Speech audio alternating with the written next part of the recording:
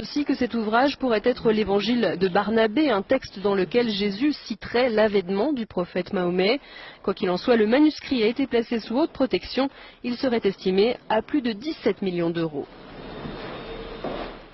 Cette Bible soutient que Jésus n'a pas été crucifié, le Vatican est sidéré. Cette Bible a été découverte et gardée secrète, en 2000 et contient l'évangile de Barnabé, un disciple du Christ, qui soutient que Jésus n'a pas été crucifié, qu'il n'était pas le Fils de Dieu, mais bien un prophète. Cette Bible soutient aussi que l'apôtre Paul est appelé l'imposteur, que Jésus a fait son ascension tout en restant vivant et que c'est Judas Iscariote qui a été crucifié à sa place. Authenticité selon les rapports, les experts et les autorités religieuses, à Téhéran, insistent sur le fait que le livre est un original.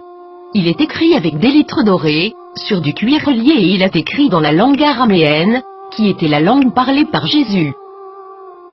Le texte principal maintient une vision similaire à celle de l'islam, contredisant les enseignements du Nouveau Testament de la chrétienté.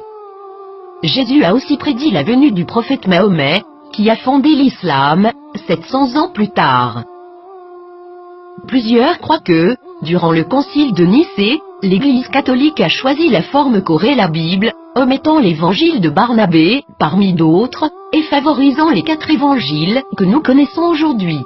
De nombreux textes bibliques ont commencé à faire surface depuis ce temps, incluant ceux de la mer morte et les évangiles gnostiques, mais cette Bible semble tout particulièrement inquiéter le Vatican. Qu'est-ce que cela signifie pour les religions chrétiennes et ses adeptes? Quelque chose d'inconfortable. Le Vatican a demandé aux autorités turques de pouvoir examiner le contenu du livre. Maintenant que ce livre a été découvert, accepteront-ils cette preuve? La nieront-ils? L'appelleront-ils un mensonge musulman, comme l'a fait le magazine Truth en 2000? Pour plusieurs, ce livre est un rayon d'espoir et les croyants réaliseront bientôt que l'objet de leur adoration est arbitraire et que tous les textes, spécialement les textes religieux, sont sujets à l'interprétation. Qu'est-ce que cela signifie pour les athées, les agnostiques, les penseurs séculiers? Ce texte est-il réel? Est-il contrefait? Est-ce important? Nous pouvons espérer que cette nouvelle inspirera les religions à se poser des questions, au lieu de pointer du doigt et de tout croire aveuglément. Ne commencez pas à clamer à tous, je te l'avais bien dit. Le plus grand danger de la foi se présente lorsque les gens croient ce qu'ils veulent croire, défendant cette croyance malgré toutes les preuves du contraire, spécialement si les preuves apportées révolutionnent les bases de cette croyance.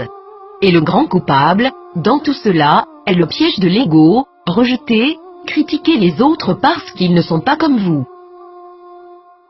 Durant des siècles, la défense de la foi aveugle a mené les nations à la guerre, à la violence, à la discrimination, à l'esclavage et à une société d'automates, et tout cela a été justifié par des mensonges.